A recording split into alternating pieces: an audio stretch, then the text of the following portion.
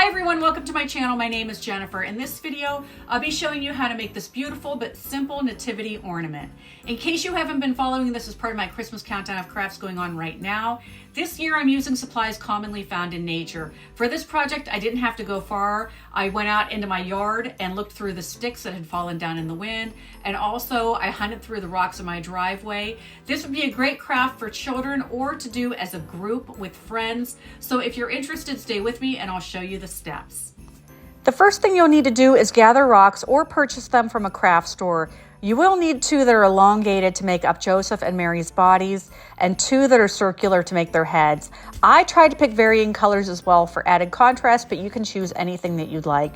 I found a pure white rock to represent baby Jesus and also something that looked like a cradle. It's important to find rocks that have a flat surface on the backside, as they will be attached using hot glue. Next, I headed into the backyard to find twigs to make up the manger. They don't need to be large sticks. Choose ones that can easily snap or be cut to length with a hand saw. I had a lot to pick from since the recent snowstorm knocked them down into the yard.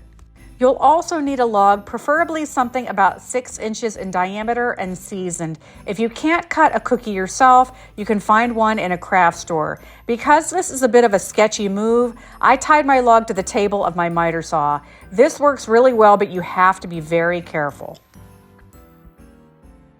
Next, I brought all of the elements into my basement workshop and fired up my glue gun. Putting this together only took about 15 to 20 minutes. I really liked the look of the bark but didn't have a piece where it was intact the whole way around, so I removed the remainder to get a clean looking live edge. I determined which side is nicest and should be the top, then drilled a hole for a hanger. I put a scrap block underneath it to prevent tear out and to protect my table. You can see my piece has a little bit of a crack and rough area, so I'll conceal some of that with the Holy Family. Then I placed the stone that represents baby Jesus and the cradle. I purposely put it where the natural growth ring marks of the tree radiate out. It gives a neat effect even though it's a touch off center. Then I glued the bodies of Mary and Joseph and their heads. I like the contrast of a brown Joseph with a gray head and a gray Mary with a brown head, but you can go for a monochromatic look for each if you prefer. Then I looped a piece of twine through the hole and tied a few knots, then freed the edges. The next step is to cut the sticks into small pieces that make up the sides of the manger structure and top. One tip, if any glue seeps out, it's easiest to take an X-Acto knife and remove it before the glue hardens up. I was lucky to have a section with an elbow in it, which was perfect for the roof. I debated on using the bark pieces too, but ruled against it as I was afraid it wouldn't hold up over time.